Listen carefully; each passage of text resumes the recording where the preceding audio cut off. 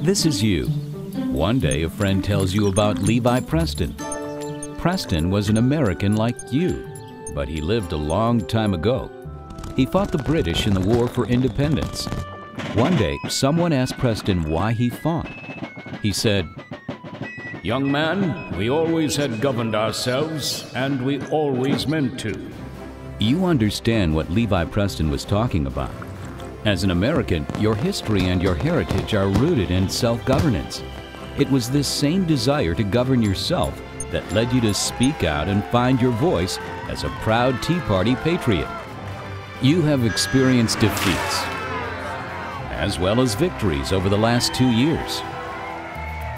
But what else can you do? Let's take a look. This is you in Congress. You look small. How can one person move Congress?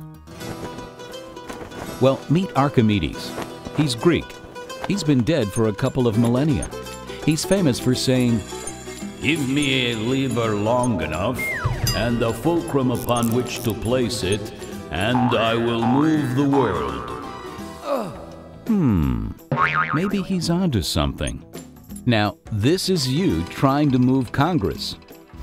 You'll need a lot more leverage and some help. Luckily, you're not alone. Anywhere between 13 and 17% of Americans identify as active members in the Tea Party movement. An impressive number. But can all these Tea Partiers move Congress? Let's try. This is your Tea Party trying to move Congress. This is still difficult. You need even more leverage. Here's why you can't move Congress by yourself. There are 435 representatives. You only get to vote for one. In each district, there are more than 180,000 voters. The average margin of victory is 30 percentage points. That's 54,000 votes. On the low end, your Tea Party averages about 13% of the vote. That's just over 23,000 votes. Not bad, but to change the outcome of the election, you need to change on average 54,000 votes per district. You don't have that much leverage. What? You don't believe me? Here's the proof.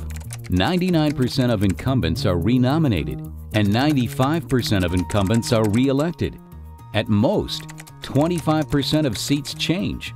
More incumbents die in office than lose the nomination. Even in the historic 2010 midterm elections, and even with all of the hard work Tea Party patriots did, less than 15% of the seats in Congress changed.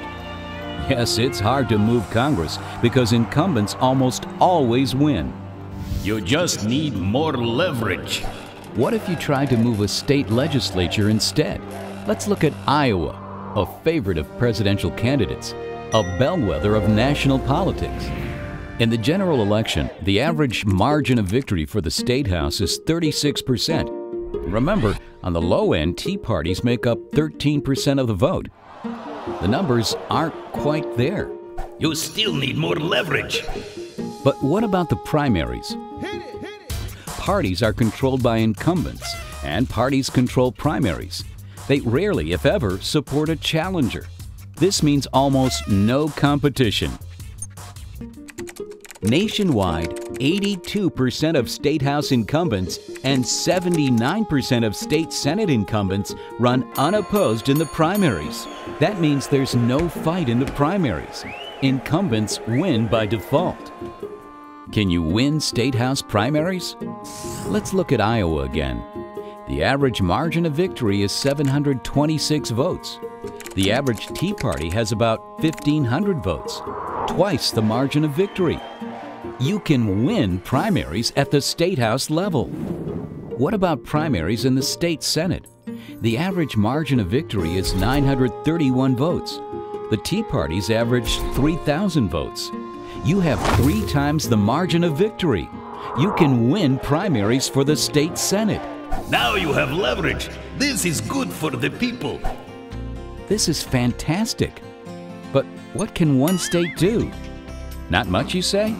You're right. One state alone can't change the federal government. But what if states work together?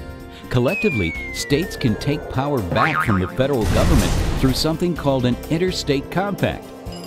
Interstate compacts have been around since before the Constitution was written. A group of states can get together and create an agreement between them. They draft the compact, which is really just a contract. They pass it through the state legislature and the governor signs it. Currently, there are hundreds of these compacts. Some compacts impose on federal authority. These compacts must be ratified by Congress. Congress cannot amend the compact. They must cast an up or down vote. All that is required is a majority in both chambers. The more states in the compact, the more likely Congress will ratify it. When Congress ratifies a compact, it becomes federal law. In fact, ratified interstate compacts supersede federal law. Now that's a lot of leverage. Interstate compacts are a way to create leverage on Congress to move the decision-making power back to the states. For instance, states could create the Healthcare Compact. This compact would leave healthcare regulation up to the states. The states would then have the right to opt out of Obamacare. If Congress ratifies the compact, it moves control of healthcare back to the states. After the power is returned to the people within those states, each state can develop healthcare regulations that reflect the will of the people. You and your Tea Party will have the ability to make the changes you believe in. How do you like that strategy? Rather than trying to do this or this, use the leverage of interstate compacts to balance the power of the federal government with the state government. Ask your state representatives and state senators to take back power from the federal government. Tell them to vote for the Healthcare Compact. If they agree, great. If not, recruit a candidate who will vote for the Healthcare Compact to run as a challenger in the primary. Once you have found an acceptable challenger, support his or her campaign by getting the word out. Helping your candidate win the primary election is key. The primary election determines the outcome of the general election in more than 75% of the races. Across the U.S., the American people gain leverage by running candidates in the primaries who support interstate compacts. When the power comes back to the people, we can agree with Levi Preston. We always had governed ourselves, and we always meant to. Now go out and restore self-governance in America, Patriots!